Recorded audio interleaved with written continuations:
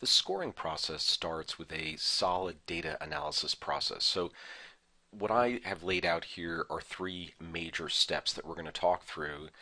And I'm also going to show you how this has started to move its way into guidance and other literature that the Institute of Internal Auditors and others are promoting, which is great.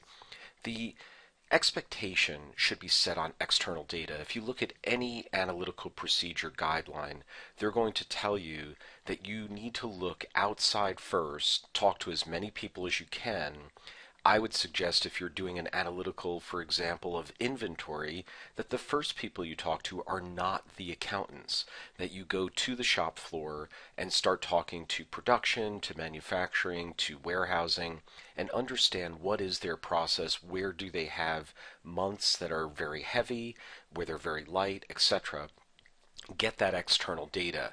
Don't be a turtle. Don't kind of just sit in accounting, in finance, and talk to people that at times, and I'm not saying that everyone is doing this, but at times they're the ones that may be hiding what's truly happening at that ground floor. So go to the ground floor, get that expectation, and then also look externally to other factors and information that may be affecting your company or could be good bellwethers of what's going on. The next thing we do, which a lot of us do, is we query data. We ask questions of that data. And it's a very good step in the process. I find a lot of people will just kind of pick the top 10 and only go with that.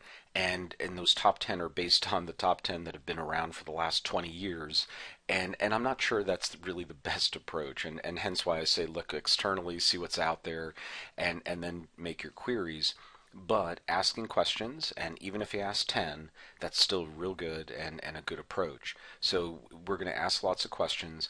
And then last but not least, we're going to mine that data. We're going to actually just take data, put it into a summarization, a pivot table, a stratification, graph it, really just to see where are those trends within the data that we can see, but yet if we were just asking questions of data such as, I want to match the vendor to employee population to look for fraud, that's really not going to give you those overall trends that you're going to get out of a data mining exercise. GTAG 13, Fraud Prevention and Detection in an Automated World, was put out by the IIA. And really, as you look at all the GTAGs, they're free to members, and it's a great benefit of membership. So, check that out and definitely look into their membership. Just scrolling through this document, I wanted to go to the table of contents. And this section here is where I want to focus in, fraud detection using data analysis. Now, as we go to that chapter, excuse me one second here, we notice that when we look at the data analysis process, it really follows by first kind of looking at the types of frauds that are out there, and then, and these would be the types of frauds that are out there, and then kind of analyzing that full data population and looking at external data sources while we're doing that. So that's kind of that step there. And when we look at all the data, this is from the Buyer's Guide to Audit Software, which I developed a few years ago, and we updated it a few years ago. And there's so much data to go look at when you are looking within your company and externally. So, definitely check that out. And as we looked at the approach, what we really thought was, again, you want to look at your situation and kind of look externally to assess backgrounds of people, to assess the background of your company itself, and then execute these query reports, which we're going to integrate into a scoring analysis. So, for example, in assessing the backgrounds, you may want to take a look at conflicts of interest that take place by looking at external data. And you can also take a look at various websites, which we're going to go through a couple of them. The background of your own company, though, by looking, let's say, at a financial statement analysis type tool that's external to the organization, but yet has statistics on your particular industry. And that data can also kind of assess the background. Now, in looking at the variety of queries and other baseline statistics, again, queries and data mining, just like we talked about here, The IIA also has a research book out there, which I had a hand in developing, called Proactively Detecting Fraud Using Computer Assisted Audit Reports. And here's a small example of it where we took billing schemes, which billing schemes are the number one fraud type of how to steal money out of a company. And it's something definitely to take a look at. It's where you're creating like a shell company, or you're working with a vendor and getting money out of the organization. And it could be something where looking at these reports are just good error reports, such as duplicate payments and looking for debit memos and things like that, but they also can play a role in detecting fraud. Some other examples, which we're going to talk about it in a second, is all these different types of queries which follow this who, what, when, where, why approach, which we then integrate into this consolidated analysis. So I wanted to give you just a quick viewing of that so that you could see that this process is not off the mark and truly part of what's being discussed right now as a good process to follow. As we look externally at information that you could be pulling into your company, assessing the backgrounds, let's say assessing the backgrounds of business partners, could be customers, could be employees, could be people that you're actually paying to do work for you, your vendors. The excluded party list system is promulgated by the federal government, and we're just going to take a quick look at that now so that we can show you how that works. Hold on one second here. And what you can do, this is the easy way to do this. You can look up people one at a time if you'd like to do this.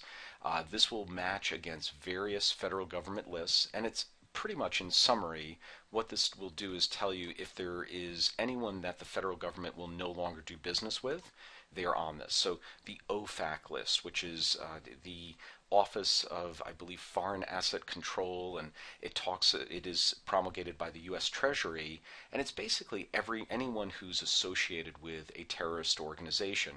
This is something that you want to kind of check whether or not your business partners are on that list. What I suggest you do is that you go right out to this website. They have fantastic technical support, by the way, and you can select search. And you don't put anything in there, by the way. You just say search.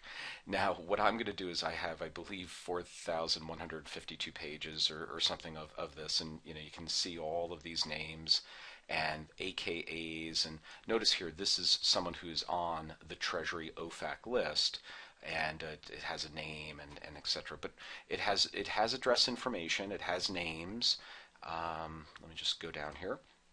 And what you can do is you can then download this information by just selecting either Excel, XML, ASCII, etc. So I think report gives it to you in a report format. I normally download it as an ASCII format, but I would even urge you to go down to Excel. It puts it into a CSV format, and that might be a little bit easier to work with. So it's just that simple, and you can take a look at that. Another solution out there, and I just kind of put this as another tab here, is World Compliance. And there are a fair number of vendors out there, so I don't want to say that World Compliance is the only one, but I have to say I found their pricing to be a lot more in line and reasonable for what they do. And as you can also see, they have the OFAC list, but they have all these other different lists that they're working on. And again, without, I guess I can select on database source links. They have all these lists that they work on here. Any politically exposed person, there's a list of those things. There's global sanction lists. So it goes much beyond what is promulgated by the U.S. federal government and goes more to a global standard, which again is something to look at. They have various ways of looking at your data and working with you, but for the most part, they're kind of giving you the tools so that you can do it yourself. So I also like that aspect about them as well. So after you've looked externally and for data that you can assess backgrounds of your own company or other business partners, in a way you could look externally for other information to help your query process. And the Proactively Detecting Fraud book that's put out by the IIA has a CPE course. It's a 4 CPE course as well as having a book. And it's a comprehensive checklist of all data analysis reports that line up to every fraud category per the Association of Certified Fraud Examiners. And just looking at one quick example here, this would be for payroll fraud. It essentially shows you the title of the report, the category of fraud that it's fighting, the description, which gives you a description of that particular report in a little more depth, and then what data files that you might want to get in order to run that report. So it's not giving you how to do it in, say, Microsoft Access and telling you exactly what to do, but it's giving you a lot of the information that you need to get started and really get a brainstorming process going. And to that end as well, good old AuditNet also provides a host of audit programs that you can take a look at. And again, you're looking externally, you're looking at what are other people doing in this area and trying to bring that back so that when you do talk to those people on the shop floor, you talk to the accounting department, you can learn a lot more by bringing in these other reports and even bouncing them off of them and say, would this be helpful? Do you think we should look here, etc. And again, you don't want to give them the full test plan, but at the same time, I do think it's a good idea to get their guidance and thoughts towards building that process.